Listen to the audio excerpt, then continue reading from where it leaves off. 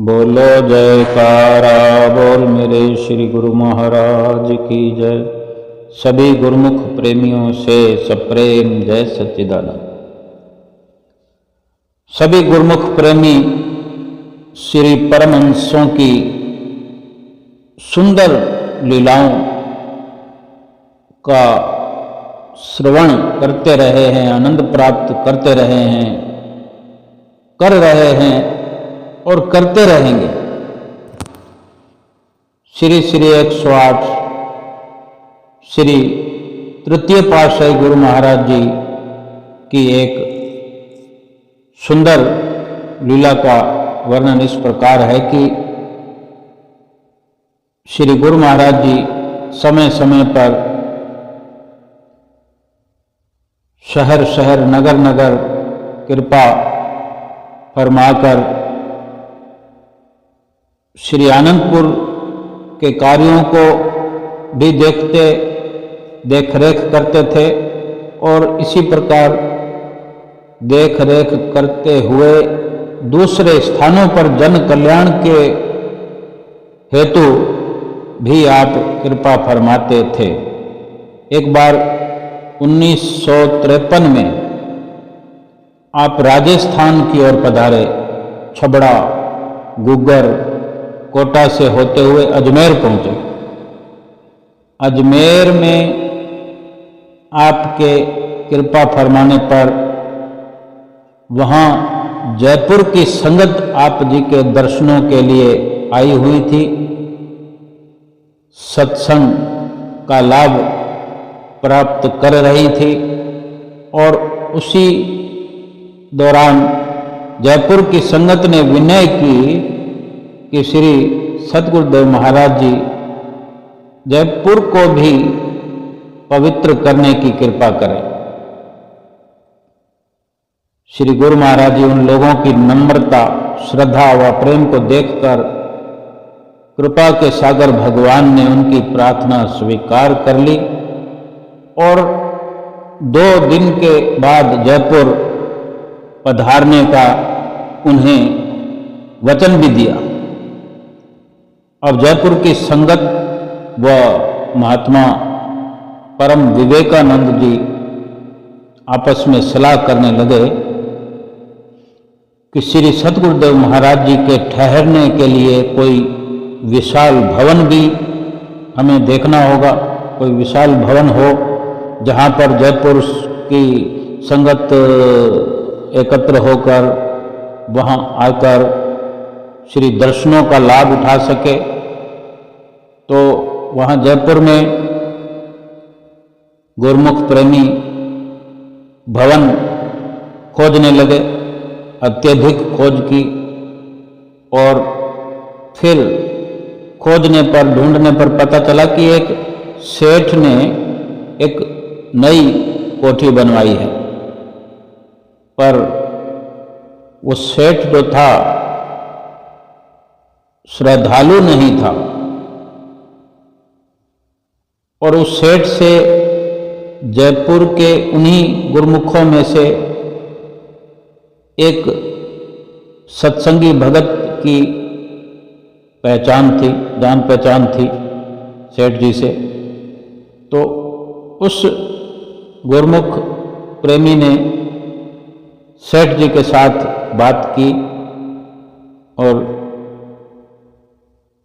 कहा कि हमारे श्री गुरु महाराज जी 2-3 दिन के लिए जयपुर में कृपा करेंगे, यहाँ रहेंगे और अगर आप अपनी जो कोठी बन गई है, नई कोठी तैयार हुई है, वो आप श्री गुरु महाराज जी के ठहरने के लिए दे देवें तो बहुत अच्छा होगा।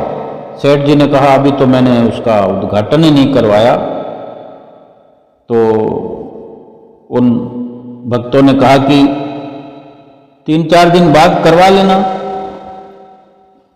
तो ऐसा सुनकर सेठ जी ने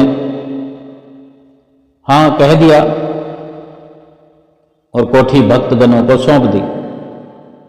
उसी दिन शाम के समय श्री गुरु महाराज जी ने जयपुर में कृपा की और आदरणीय महात्मा परम विवेकानंद जी ने स्वागत के रूप में काफ़ी तैयारियां की हुई थी। श्री सद्गुरुदेव महाराज जी ने सेठ जी की कोठी में कृपा फरमाई। दिन रात सत्संग की पावन धारा बहाने लगे। उसी दिन रात्रि के समय जब सत्संग होना था तो वो भगत लोग उस सेठ को भी श्री दर्शनों के लिए बुला लाए। तो वो सेठ जी भी आ गए और आपके सम्मुख आते ही श्री गुरु महाराज जी के जब दर्शन किए सेठ जी ने तो अपनी तन बदन की सुध ही खो दी। श्री दर्शन ने उसे ऐसा मतवाला बना दिया कि वो श्री सुंदर छवि को तीसरी पातशाही गुरु महाराज जी के सुंदर मनोहारी दर्शन करते अपनी सब वृत्तियों को खो बैठा। और उस वक़्त जब श्री गुरु महाराज जी सत्संग प्रवचन कुछ इस प्रकार फरमा रहे थे कि इंसान जो है माया का परवाना बना हुआ है। यदि कभी इस माया को पीठ दे, यदि माया को छोड़कर माया से हटकर देखे तो पता चले कि ये माया छाया की तरह फिर इसके पीछे कैसे दौड़ती है। यानी उस माया से लगाव हटा दे, माया का त्याग करे, माया का जो दीवाना बनाया हुआ माया की दीवानगी छोड़ दे। इन मायावी सामानों में जीव ने सुर्त इस कदर फंसा दी है कि इसे इसके परिणाम का भी पता नहीं कि क्या होगा। श्री गुरु महाराज ने फरमाया कि धन में जो सुरती लगी रहती है, धन में सुरती लगाने से अंत में सर्प की योनि मिलती है। मकान में सुरती फंसाने से भूत प्रेत की योनि प्राप्त होगी।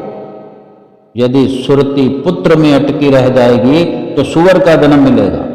इसी प्रकार अन्य अन्य योनियों का ये जीव शिकार बनकर 84 का चक्कर खरीद लेता है, अपने लिए 84 का चक्कर बना लेता है।